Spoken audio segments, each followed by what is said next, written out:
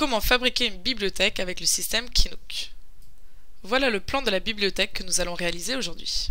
Le design a été particulièrement soigné avec une niche centrale qui donne à l'ensemble un aspect aérien et très contemporain. L'absence de symétrie et le léger décalage de profondeur donnent à la bibliothèque une petite touche d'élégance. On commence par tracer l'empreinte du meuble sur le mur.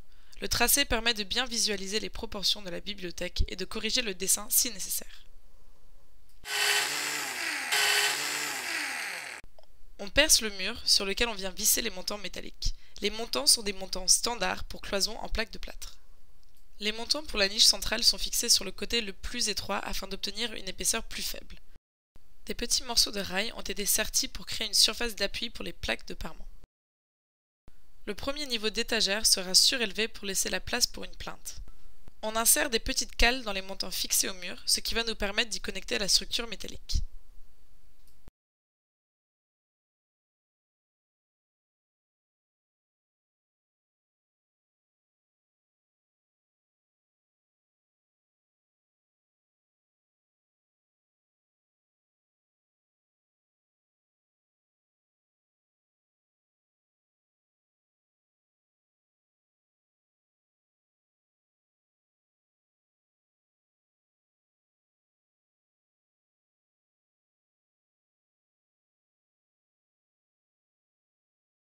Ensuite, on monte l'ossature métallique du premier niveau d'étagère, tel un jeu de construction, avec les cales Kinook et des montants coupés aux dimensions désirées.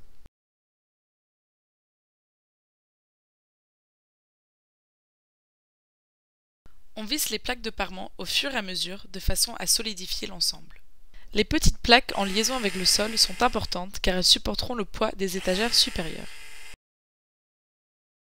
Lors du montage, les montants peuvent bouger dans les cales Kinook, ce qui permet d'ajuster très précisément la structure afin d'obtenir un assemblage parfaitement de niveau et de bien se positionner avant de visser les plaques de parement.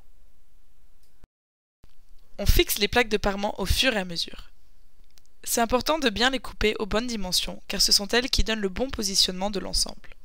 Ici, on a utilisé des panneaux en bois de pin, ce qui nous permettra d'y insérer des taquets pour étagères réglables.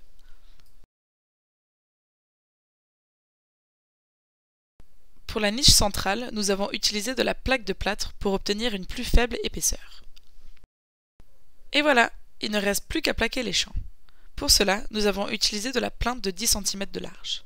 On rebouche les trous avec de la pâte à bois.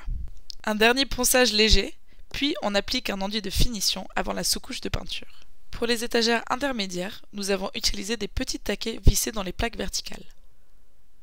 Et voilà, la bibliothèque est terminée.